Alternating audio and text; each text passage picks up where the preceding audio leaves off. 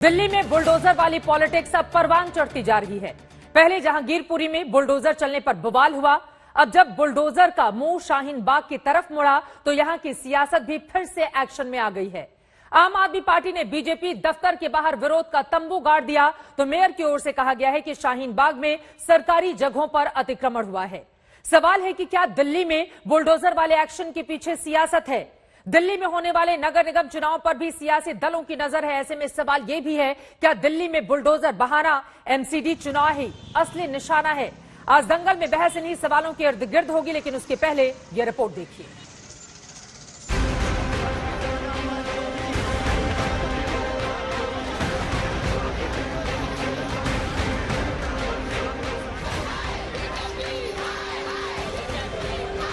दिल्ली के जहांगीरपुरी में बुलडोजर चलाने पर सुप्रीम कोर्ट ने तो फिलहाल रोक लगा दी है, लेकिन बुलडोजर को लेकर सियासत की लकीर लगातार लंबी होती जा रही है। इस सियासत में तड़का तब लगा जब दिल्ली में एक बार फिर से बुलडोजर के धमक की आहट महसूस होने लगी। वजह एमसीडी का वो सर्वे जिसमें राजधानी के कई इलाकों में अतिक्रमण के खिलाफ बुलडोजर के इस्तेमाल की बात सामने आ रही है। दिल्ली में बीजेपी दफ्तर के बाहर सत्ताधारी आम आदमी पार्टी के कार्यकर्ताओं ने बुलडोजर अभियान के खिलाफ जमकर मोर्चा भी निकाला।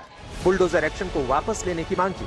हालांकि इस मोर्चाबंदी की वजह क्या है, इसे जानना भी जरूरी है। दक्षिणी दिल्ली के इलाकों में अतिक्रमण पर एमसीडी की नजर है। दक्षिणी दिल्ली के 3 वार्डों में एमसीडी का जांच अभियान चला।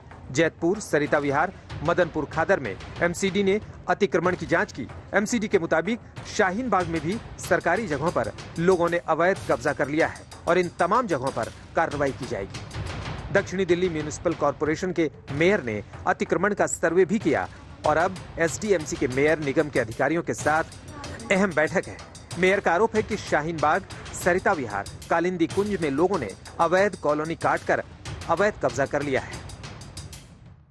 जहाँ अतिक्रमण होगा और जहाँ पर बांग्लादेश या रोहिंग्यों को बसाने का काम किया गया है, जहाँ पर अवैध अतिक्रमण, अवैध निर्माण किया गया, वहाँ पर हम पूरी तरह से बुलडोजर। अगर बांग्लादेशी और रोहिंग्यों के खिलाफ अतिक्रमण किसी ने किया, उस पर चलाएंगे नहीं चलाएंगे? बिल्कुल चलाएंगे। अगर जिनको कोर्ट का संरक्षण है, कोर्ट का स्टे, उस पर हम कार्रवाई जो कोर्ट का माध्यम से करेंगे। बाकी जगह हम पूरी तरह से कार्रवाई करेंगे। भाजपा के लोगों को सबसे पहले आज बलसवा में जा करके और सर्वे करना चाहिए कि आखिर 15 साल में उन्होंने क्या किया था कि जो आज दिल्ली के लोगों को इस तरह से आग से जूझना पड़ रहा है। बुलडोजर चलाए होते 15 साल तो ये पहाड़ नहीं खड़ा होता।